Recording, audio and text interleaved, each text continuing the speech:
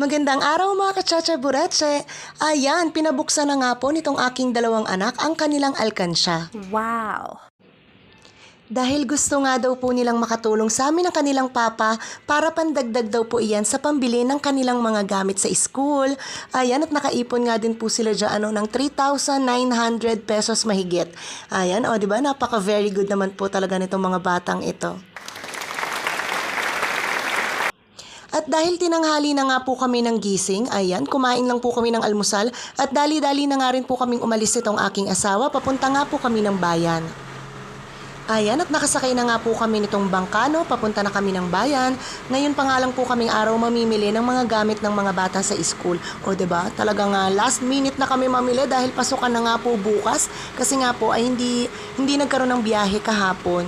Dahil nga po sa lakas ng ulan at ang alon nga rin po talaga ay napakalakas. Ayan, actually guys, ngayon gumanda-ganda na ang panahon pero ganun pa rin po, ang lakas pa rin po ng hangin at ng alon. Ayan, dito nga po kami nakasakay ng aking asawa sa may bandang likuran. Ayan, kita nyo naman po, no? Talagang yung hampas po ng alon ay napakalakas pa rin. Ayan, wala pa nga po kami dyan sa kalagitnaan, no? At medyo hilo-hilo na nga po ako dahil talagang parang isinasayaw itong aming bangka. Ayan, at may nakasabay pa nga po kami no, na maliit na bangka. O diba, nakita nyo naman, talagang dalang-dala po sila ng lakas ng alon. Nakakatakot nga din po talaga sumakay sa ganyan na kaliit ng bangka, lalo na kapag ganito po ang panahon at kalakasan nga po ng alon. At thanks God nga po at nakarating na po kami dito sa bayan ng safe. Ayan, paparada lang po itong bangka at magbababaan na po ang mga pasahero.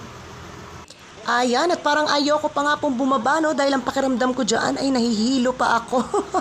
Pero ayan, dahil may lakad nga po kami ng aking asawa, ay pababa na rin po tayo ng bangka. At ngayon nga po ay maglalakad lang nga po kami, papunta nga po kami sa bilihan ng mga school supplies, ng mga gamit nga po sa school, ng mga notebooks, ganon. Ayan, sabi ko nga po sa asawa ko ay doon kami pumunta sa Wigo dahil sa pagkakaalam ko ay medyo mura ang mga bilihin nga po doon. Ayan, dumaan nga rin po kami dito sa simbahan, hindi lang po kami nakapasok dahil nga po sarado. Ayan, lakad lang po muna kami at ngayon ay nandirito na kami sa Wigo. Dito nga po kami bibili ng iba pang gamit ng mga bata sa school. Actually guys, wala naman na po ako masyadong bibilihin dahil may mga naiuwi nga po ako no, na school supplies galing nga po abroad. Ayan, so ang mga importante na lang po ang mga bibilihin ko dito katulad ng notebooks at iba pang gamit na wala pa po sila. Ayan, so meron nga po akong grade 6 at grade 3 na estudyante. Ayan, magkaiba po sila ng klase ng notebook. At ayan na nga, magbabayad na nga po kami. At ang total nga po ng kanilang gamit ay 1,000 mahigit. Ayan pa lang po yan. Wala pa po ang notebook dyan ni Bunso. At sabi nga po nitong aking asawa, ay lipat daw po kami dito sa kabila dahil mas mura nga daw po doon ng 2 piso. O diba? Talagang chinek pa ng aking asawa. Ayan, 20 pesos nga lang po dyan sa Rurice. Rurice po ang pangalan yata niyan, hindi ko na po masyadong matandaan. Ayan, dyan nga po kami bumili ng notebook ni Bunso.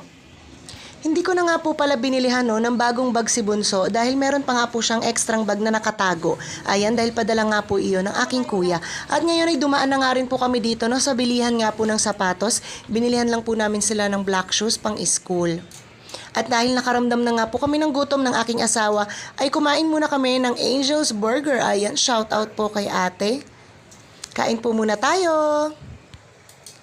Actually guys, meron naman na talaga kaming nakalaan na pambili ng gamit ng mga bata. Pero talagang ininsist nila na gusto nga talaga nilang buksan ang kanilang alkansya.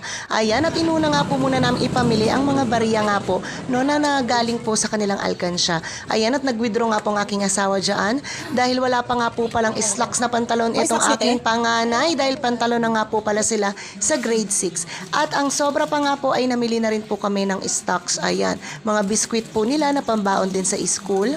At iba pa naming mga stock sa pagkain. Ayan, at okay na nga po iyan. At ngayon ay babayaran na nga po namin para makauwi na rin po kami. Sabi ko nga po sa aking asawa ay ihatid niya na muna ako sa Pretil at mag-aantay na lang po ako doon. At siya na nga lang po ang mamalengke. Ayan na nga po ang total ng aming mga pinamili. Sabi nga ng aking mga anak ay mag-uumpisa na silang ulit mag-ipon dahil pasukan na nga daw po. Dumaan na rin pala ako dito sa bilihan ng patoka para sa ibon ng aking asawa. Ayan, at ngayon ay nandirito na ako sa Pretil at namalengke nga po ang aking asawa para sa hapunan namin mamayang gabi. Dahil sabi ko nga po sa kanya, siya na lang ang mamalengke dahil medyo pagod na nga po ang lola ninyo.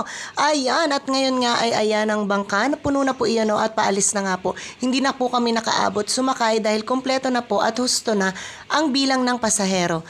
At pagkatapos magsulat ng pangalan, lugar kung taga saan ka at edad, ayan ay nakasakay na nga rin po kami nitong bangka. Ayan, shout out kay Ate Glyza Blazo o mas kilalang si Ate Popot dito sa amin sa Pipindahan.